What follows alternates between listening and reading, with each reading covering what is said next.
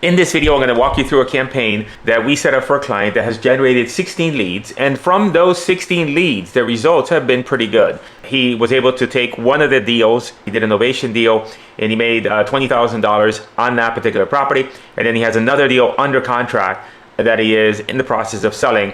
So in other words, 2 contracts for the 16 leads. So in this video, I'm going to walk you through the campaign. What we did with this particular client is we set up their ad account for them. So we set everything up, hand deliver to them, and then we show them how to run it. When we set these up, there's a couple options. There's a nationwide campaign, as you can see here. Hey, I wanted to mention that if you wanted us to set all this up for you and show you how to run it, then definitely click the link in the description, as we have a couple different options for you depending on your level of skill, your budget, etc. Click on the link, give us some details, we'll reach out and we'll see what we can do to help you with this. States campaign and cities campaign. So just to give you an idea, the states campaign is encompassing kind of our top recommended states initially when you get going, if you wanted to narrow down the targeting. And then our cities campaign is targeting the top 95 cities from those states. So if you look at here, you can see here that there's a bunch of cities. So now he started off with a nationwide campaign. This is the campaign that he started with. So I'm going to go ahead and just look at that campaign there, because I'm also going to analyze it here because he had a question whether or not he should pause it or not. Just because I hadn't had leads in the last couple of days. So here we have 16 leads at $16 per lead. You know, nationwide is going to give you the lowest cost per lead. However, it is going to give you, it's going to have more properties in rural areas. So if you're brand new in the business and you've never done a deal before, which is not the case here with this client, but if you've never done a deal before, I recommend nationwide in the beginning to get as many reps as you can of talking to motivated sellers and having great conversations with them, because you know that's going to help you significantly in getting up to speed, right? You don't want to handle $100 leads if you've never talked to a property owner before. Now, as you narrow down into states and further down into cities, then the cost per lead will increase, but the lead quality will also increase as well. And by lead quality, predominantly, we're talking about geography, because in a nationwide, you have a greater chance of getting more rural areas. But when you're doing cities, then you're less likely, but it's unavoidable still, you're going to get some rural leads. Now, I'm going to go ahead and look at this particular ad account and analyze it as to whether or not it should continue or not. Because when we look at this here, and I'm just going to select this one here and then narrow down, filter by selection, 16 leads. So the question becomes, should this campaign be paused and a new one restarted because I hadn't had leads in the last couple of days? So the first thing I look at, and whenever you're evaluating a campaign, you have to evaluate the campaign based on a couple of different things. Number one is CPL, cost per lead. Number two is lead quality. And then the last one would be trend analysis. So let's talk about CPL. CPL is not, at the end of the day, it's not the end all be all, right? CPL is not like I tell people you're going to use CPL as a gauge to know that whether or not you're working efficiently inside of that particular platform. So let's say, for example, on Facebook, if you're doing nationwide, your CPL for nationwide should be somewhere between $10 to $20 per lead. If you're doing nationwide campaigns and your CPL is $80 or $90, then that's bad. If your CPL is $50 or $40 for nationwide campaigns, that is not good. That's because that means that you're operating inefficiently or ineffectively, not effectively within the platform. And so the CPL is a gauge upon which you can determine are you doing the right things in the platform based on what you're targeting. So that's the thing. So is this campaign in line with our CPL? The answer is yes, because it's $16. Our gauge is 20. It's below that. It's fine. So that passes that. Number two, the second thing would be is lead quality, because you can also subsequently have a tremendous CPL. Like you can have a campaign that's pumping out leads for $6 per lead, but if the leads are crap, then that's not good. Now you could have a campaign that is slightly above, our target cost per lead. So let's say that we had a campaign that was $25 a lead nationwide, and you're thinking, man, I shouldn't be paying $25 per lead. But then if you told me, Chico, these leads are the most amazing leads I've ever had in my life, then you don't touch it. Why? Because it's performing well with lead quality. Now there's a limit to that, meaning that if you said, hey, these are the most amazing leads possible, but I'm paying $50 per lead, I'd have to kind of think about that. If you have contracts that you've nailed down and your ROI in that campaign is tremendous, then I might say, well, let's leave it for a little bit, but we got to rebuild that campaign because you're doing something wrong and you shouldn't be paying that much per lead. But most of the time, it's going to be where you're $5 or $10 at the most above, but the leads are great and you're going to keep it. Then the final thing would be trend analysis, which is where was that campaign at initially, where is it now, and is it trending higher or lower? So in this scenario, the campaign hadn't received any leads over the last 3 days. So the question becomes is it going bad?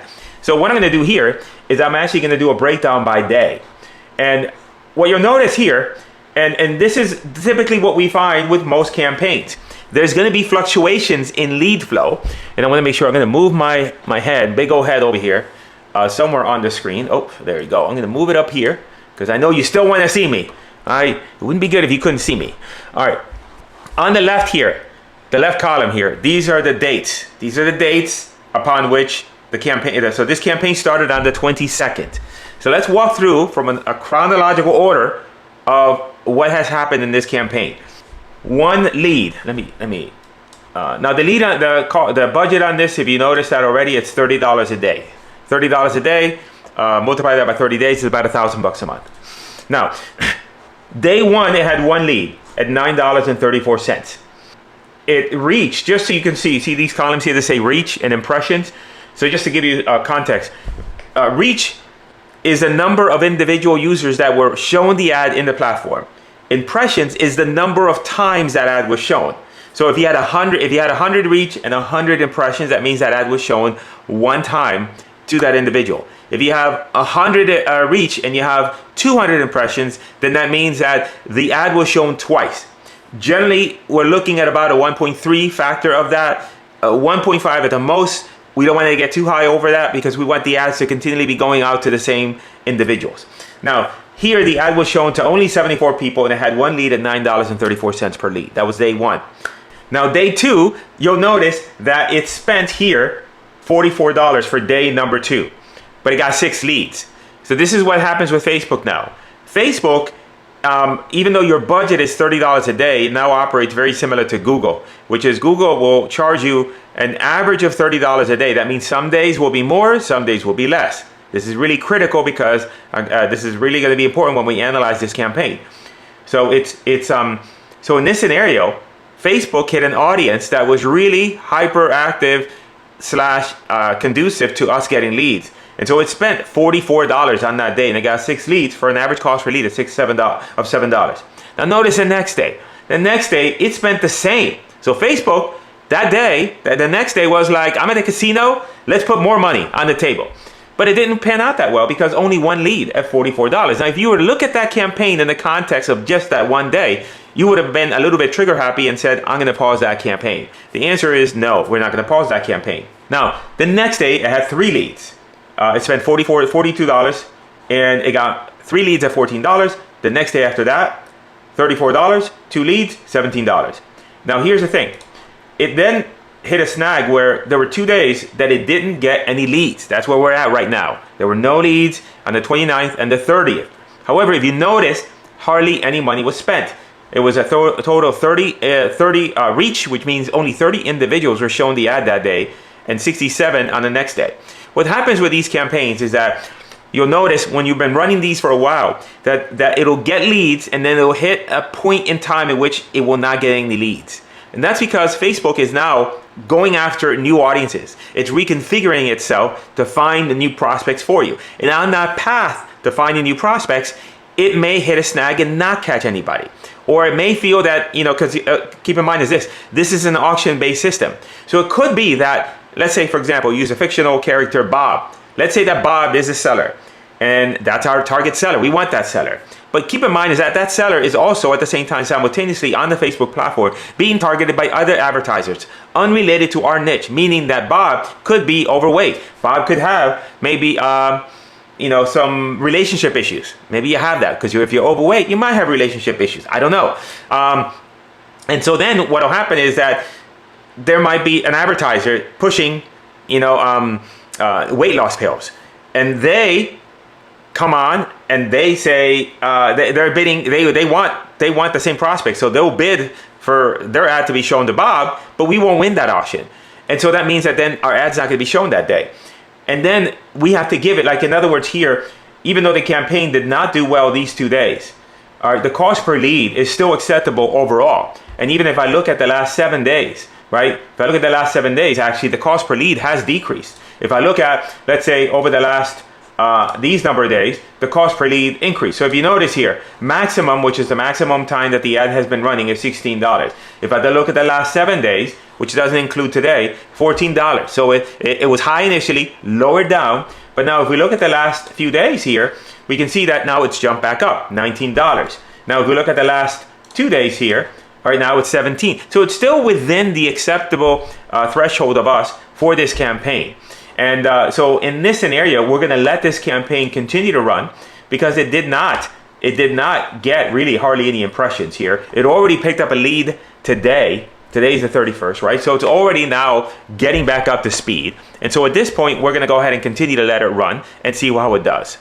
Keeping in mind, if we look at the entire picture here, we've got a situation where the cost per lead, $16, spent $260, but now you have an ROI of 20 grand of a deal that's just put on the contract. So you've got room to continue to play with on this campaign. Another campaign was created here. So you can kind of create 2 campaigns, let them run simultaneously, and then cut off whichever one isn't a good campaign. That's the other thing. Now let's go, and before we end the video, let me share with you maybe what are the creatives that are working for this particular campaign. Now when we set up this campaign, we set up a campaign with 2 different ad sets, one with all interest, one with no interest. And so both of them are equally doing well. So what we can do here is do a breakdown here, and we can do a breakdown by the dynamic creative element here, and we can look to see what is it that is producing the results. So here is we have a couple things that are producing results. We have this particular ad set had 2 leads from this image, 2 leads from this video, and then we had another lead from this image. We have another lead from that image, from this image, and then another lead from this particular video. I'm going to click on this video. Let me see which one it is. I think this is just my video. Let's see. We're waiting. Yeah. So, you know, so these are my videos. It's our client account, but when we set things up, I just give you my videos, so then that way we know that they convert well. Later on, if you want, you can get Fiverr videos, but I'm just better at videos than these Fiverr guys. Sometimes they look like they're half asleep, these Fiverr people. Hey, if you're thinking about Facebook ads for motivated sellers, watch this video because it talks about the 7 rules you got to follow and the critical things that you got to consider before you consider running Facebook ads for motivated sellers. Check it out right there.